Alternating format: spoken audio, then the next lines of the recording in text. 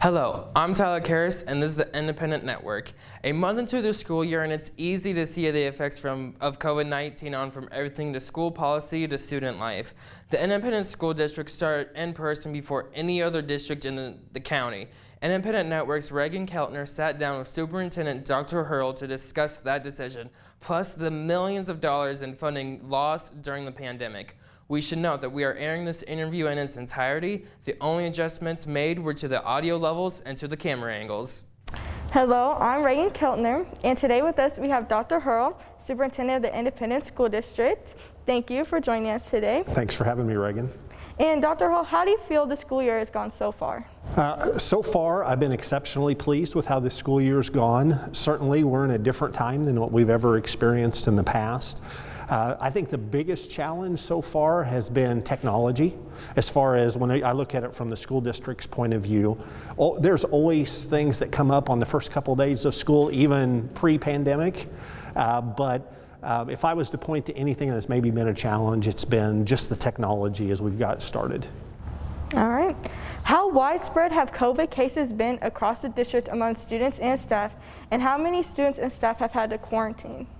I don't have the specific numbers. What I can tell you is the number of cases is very minimal.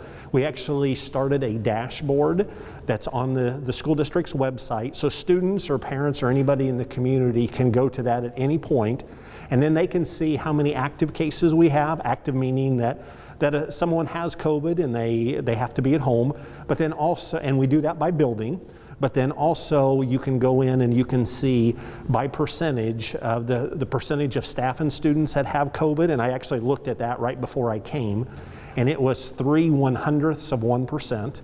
And then I looked at the number of quarantine by percentage that we have in the district, and that, if I remember right, that was 0.14%. And so we want to make sure that we're transparent through all of this.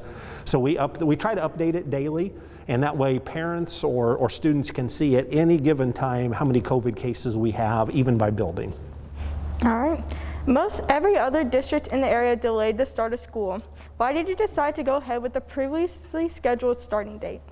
That's a great question. So I think I have to go all the way back to when we first shut school down.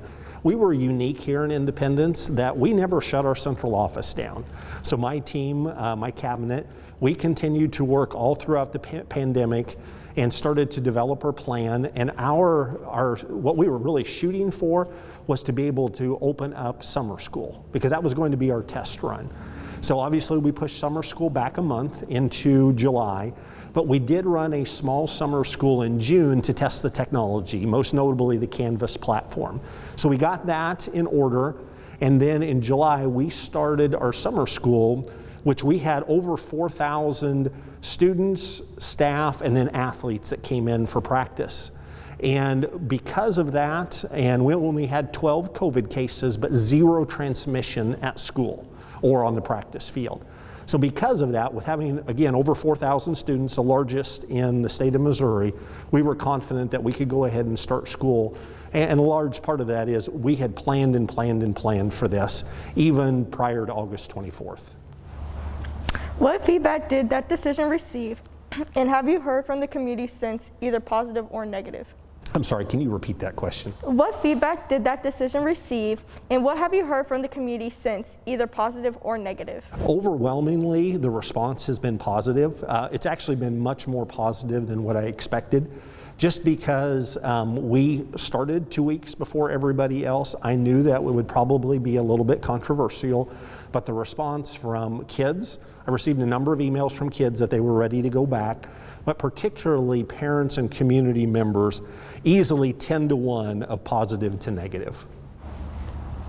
Did you hear from leaders in other districts when you decided to go ahead with school? I've received a lot of feedback from other school districts. Most notably, they wanted it to go very well for the ISD, because if it didn't go well for us, it probably would have had a negative impact within their communities about how it was viewed opening after Labor Day. We've also had a lot of school districts come and walk through all of our planning in those 2 weeks leading up to the start of their school year, just because they wanted to see some of our policies and procedures we had in place. It's always best to steal ideas from other school districts when you can, and we had a lot of that and continue to have that even now. You have children that attend school in the district. How did that factor into the decision making? Whenever I make any decision within the school district, number one, I'm always a dad first, and I'm a husband first. My wife works in the school district. So one of the things that I always told people when they would question it is, again, I'm a dad and a husband first, and I would never do anything that to put them in danger's way. And you know, in the forefront of my mind was always, can we do this safely so that my own children and my spouse are safe as well? And overwhelmingly, as we went through summer school, I knew that we could do this well. We've seen posts on social media of people frustrated with the size of some virtual classes. For instance, some elementary school classes have exceeded 120 students on a Zoom call. How would you respond to the upset students and parents? Well, one of the things is, part of the reason for the large numbers, that 120, that's not how many students that teacher has. We had teachers that were team teaching, so we may have 3 or 4 teachers on the same Zoom call. So it appeared that one teacher had many more students than what they actually had. The other teachers were online as well, helping to monitor. So the actual class size was much smaller than that.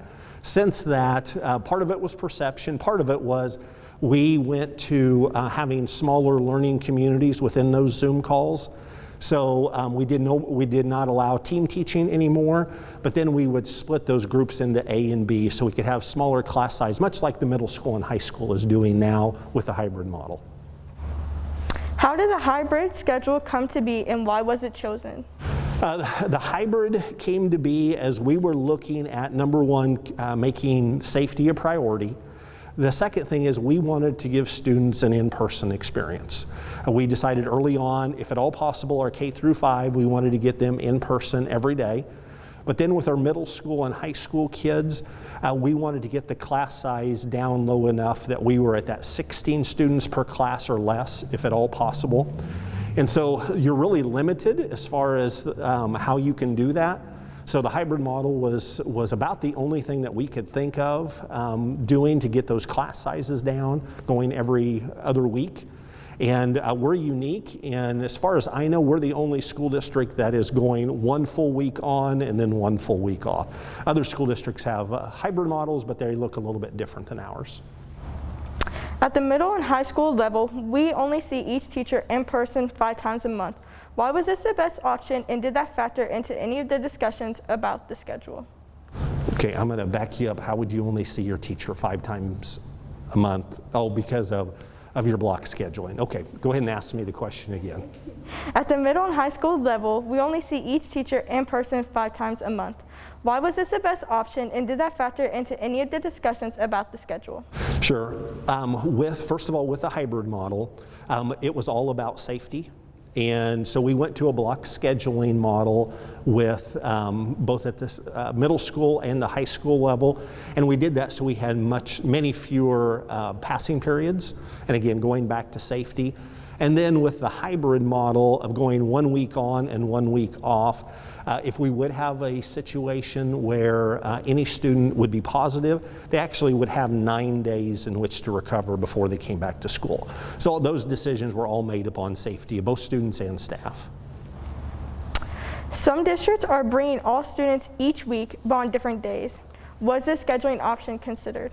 That's one of those things that we did not consider doing. Again, we wanted to make sure that we kept our class sizes small, so we felt that our hybrid model was the best opportunity to do that.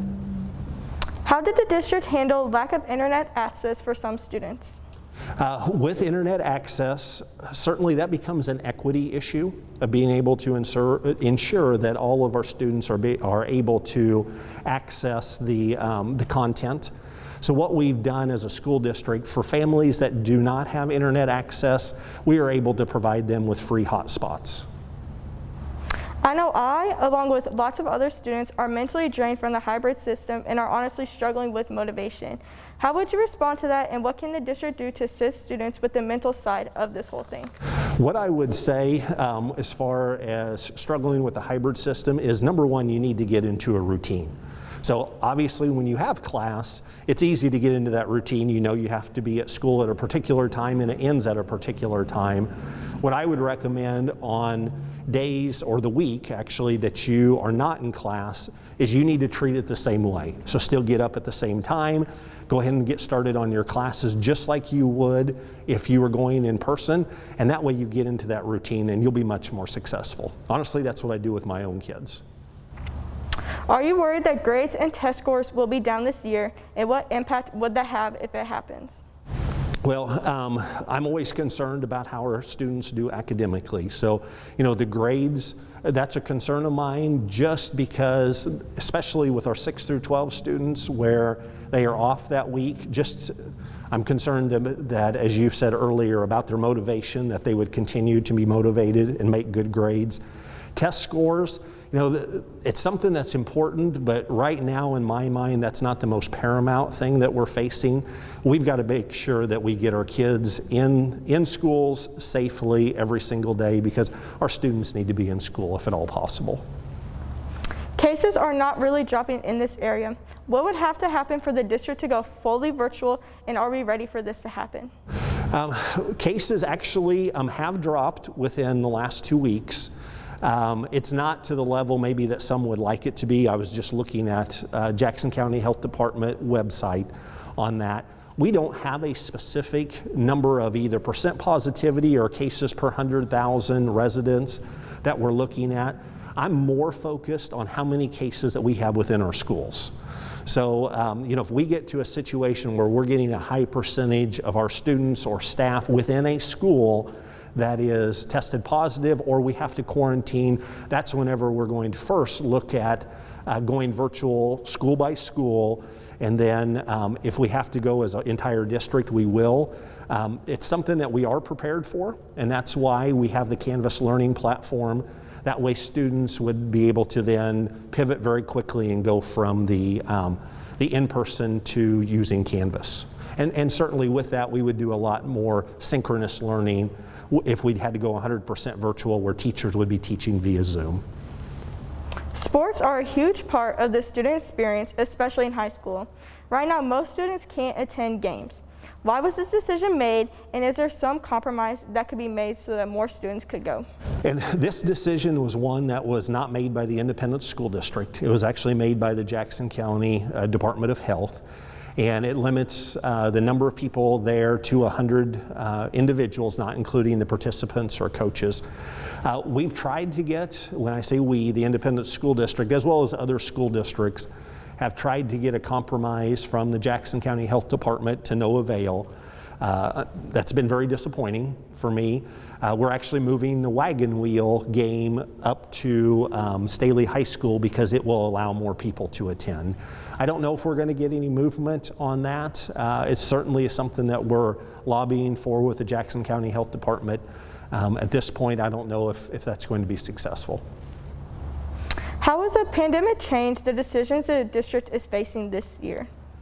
I think it's changed almost every decision.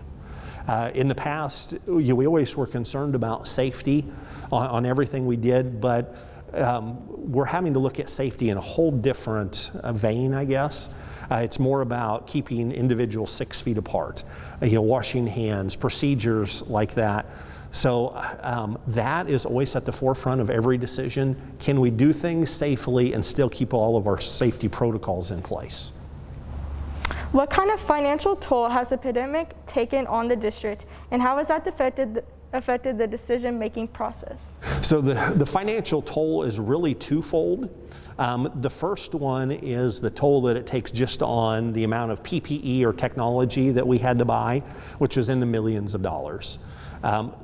Luckily, we were in pretty good shape as far as technology. We had hotspots and connectivity through all of our buildings. We had a good supply of technology on hand as far as Chromebooks. We did have to order more. But then I think the bigger toll financially is when you look at the state level. So last year, as we closed out our fiscal year, so our fiscal year runs July 1st to June 30th. The last 2 months, we were cut $7.6 million. And then as we started this fiscal year, which again starts July 1st, we were cut another $2.7 million from the foundation formula. And that's state money that pays us on a per pupil basis.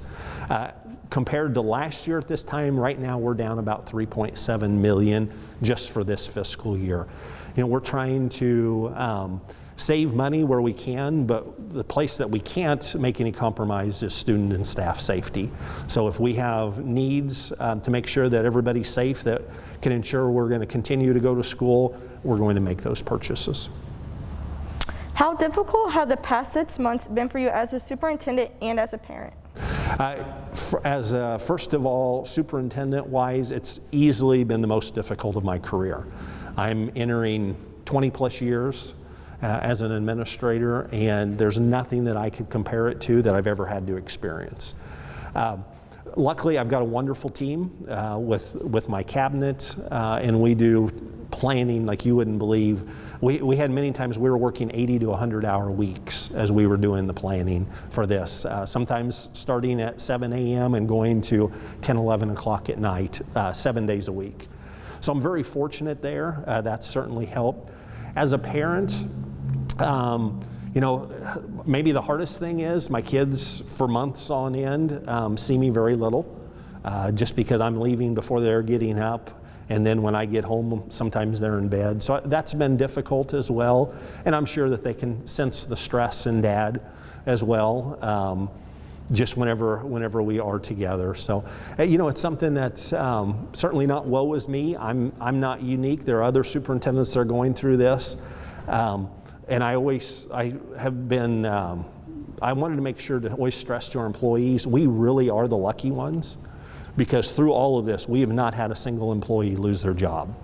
And we're able to offer an education to kids. And for me, that's what's most important. We're taking care of our employees, we're taking care of our students' educational needs. And again, we are the lucky ones in this. Not every family can say that no one has lost a job through this. And I hope we can continue to do so.